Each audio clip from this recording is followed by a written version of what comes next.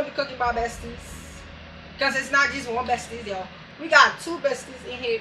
That's about all we can show you of Anna Garmonsi's YouTube videos. It's not cooking animals that landed her in jail, but how she's accused of torturing them before she did it live on YouTube. I'm Anjanette Levy. It's Thursday, and this is Crime Fix. This story is really one of those that makes my stomach literally turn and flip around. So fair warning to you. Anna Garmonsi is in the Delaware County Prison in Pennsylvania, facing an aggravated cruelty to animals charge. At first glance, her YouTube videos look like a cooking show. Actually, I'm really hungry right now. Like, really starving. It's not like I'm starving, okay? But I'm just hungry. But if you watch longer, things get very dark and scary. We're not going to show you those parts. The arrest affidavit says Monsi can be seen in videos torturing rabbits, chickens, frogs, and pigeons by slowly disemboweling and otherwise mutilating the animals while still alive. It goes on to say Monsi is severing the struggling and screaming animals' necks with a dull knife over the course of several minutes. Hell. Welcome back to my YouTube. A September 2023 video entitled Cooking Frogs and Fufu showed Monsi cutting open a frog's stomach, joking that he's dancing and singing Happy Death Day to the tune of Happy Birthday. See, that's the chicken feet. And I have pig foot. Ooh, this shit is dripping as hell. And now I have some fish. Who don't like some fish? I love me some fish. Monsi had 20,000 subscribers on YouTube and scores of people actually watching her torture and kill these animals. She can't really deny that she did it. She was encouraging people to like her videos, which gets YouTube to recommend them to other people. Shockingly, Monsi's page was still up in the last 24 hours. This morning, it showed that it had been taken down. But anyway, yo, I'm live on YouTube now. Dr. April Alexander is the director of the Violence Prevention Center at UNC Charlotte. Dr. Alexander, this is a creepy case. Your thoughts? Just completely horrified when I heard about the case on two parts. One, just the horrendous act of the torture of animals was disturbing in itself.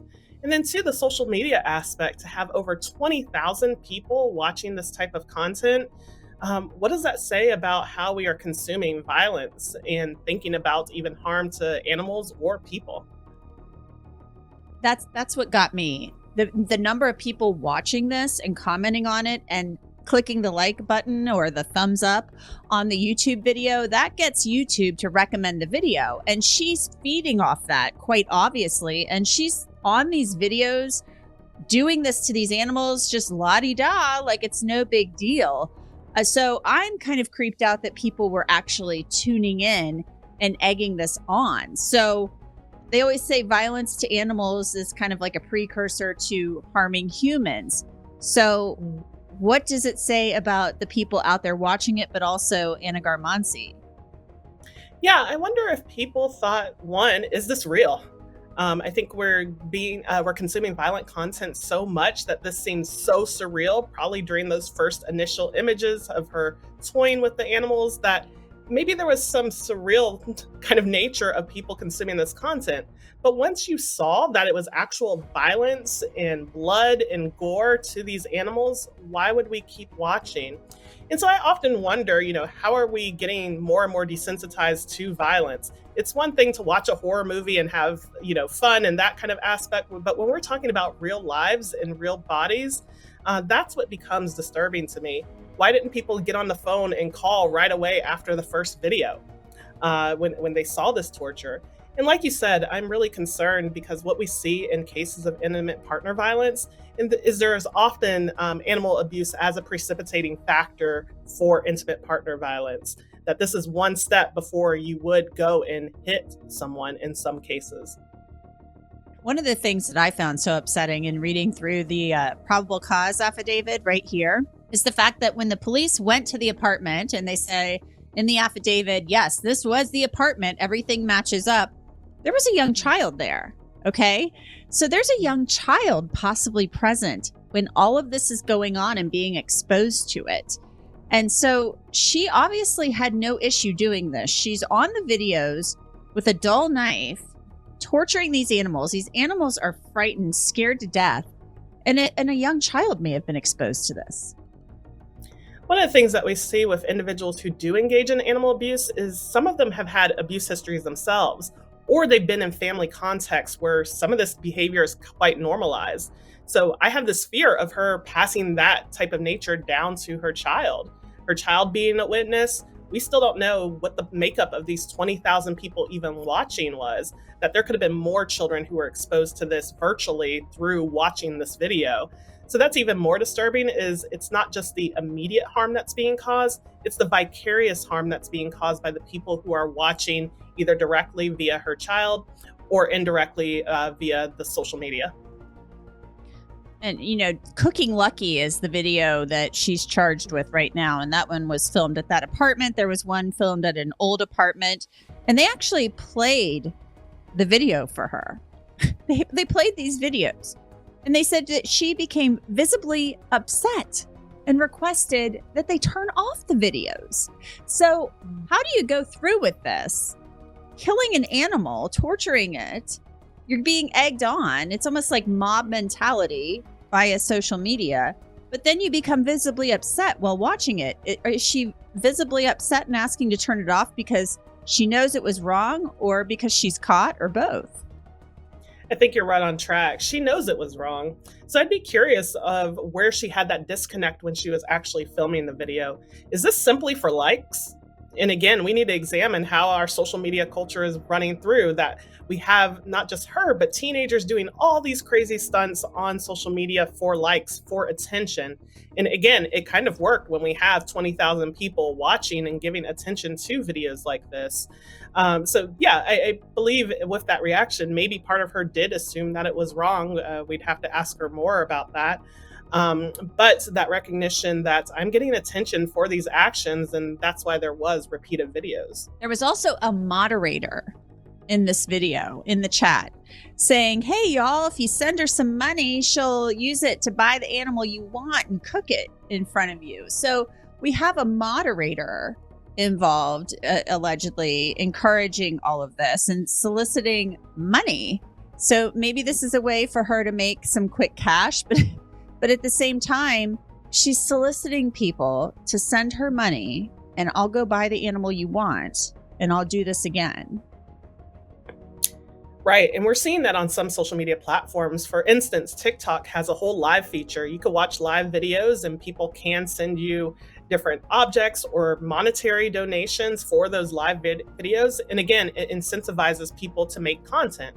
Now, most of it might be well-meaning in some of the videos that I've watched before, but in cases like this, you are actually promoting the harm and promoting the violence. So this moderator is not helpful at all in kind of squashing the issue of harm to animals. What else do you think was going on with this woman? I mean, do you think that this is something she was just doing on YouTube? I mean, this doesn't seem to me to just come out of nowhere. Maybe this is something she's been doing for some time. Maybe she was doing this as a child. I have no idea. We just don't know enough about her. But I just don't think you one day wake up at her age and then just say, she's 28, and say, I'm going to start cutting into the necks of pigeons and chickens and rabbits. I mean, she's literally holding up a rabbit on screen. This was probably going on for some time, just not on video. Yeah, I think even though this case was horrific, we do have to come with a lens of empathy. As you said, people don't just wake up in the morning and do this. And so we have to really think about why is always my biggest question. Why would someone do something like this? Was it, again, her having a history of this being normalized and her just bringing it to a bigger platform? Is it for monetary gain? Like you just said, that if I get likes and I get promotions, this thing gets monetized, and maybe I'm in a dire financial circumstance and this is the only way I think I can get help. I see all these YouTube influencers making money on a day-to-day basis. Maybe this is my new angle. There's so many different lenses to this. And what I'm hopeful for is in a lot of different states right now, we are cracking down on animal abuse laws, that we are making sure that people who do commit these acts get help. I do believe that there is some area of redemption for her. I hope that her reaction is a symbol of she didn't want to do this and us getting a better understanding of why, so we could support her and then maybe do some education for others who are in these circumstances to really squash this. What kind of mental illness could this signal to you? I mean, obviously you're a mental health professional.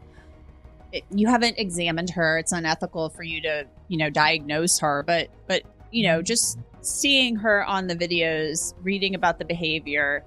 I mean, I could only watch the videos. I couldn't watch the bad stuff. What could be wrong with her, do you think? Yeah, and same thing. I couldn't watch the videos myself. I knew I wasn't in a space that this is something that I would even want to contribute to. But yeah, for a lot of people who we've seen commit different acts of animal abuse, it's for a number of different reasons. For some people, they might have OCD type behaviors. So we see animal hoarding as a form of abuse, where they're taking in animals with the intent of protecting them, but they don't have the money and finances to actually care for the animals, and that's one form. Again, things like depression, anxiety, could it be psychosis? Not sure at this moment. But again, regardless, we know that this person does need some form of help and support to get a better understanding of why she engaged in this behavior and ensure she doesn't engage in it again, especially in front of a child.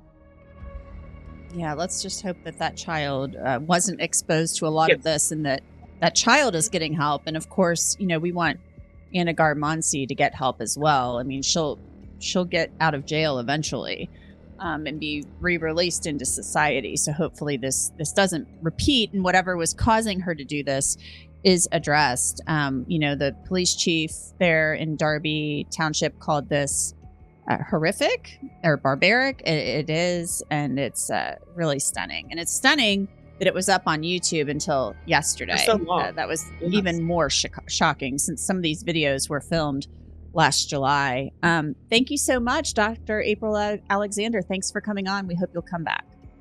Thanks for having me. And that's it for this edition of Crime Fix on Thursday, January 25th, 2024. I'm Anjanette Levy. Thanks so much for being with us. We'll see you back here tomorrow. Until then, have a great night.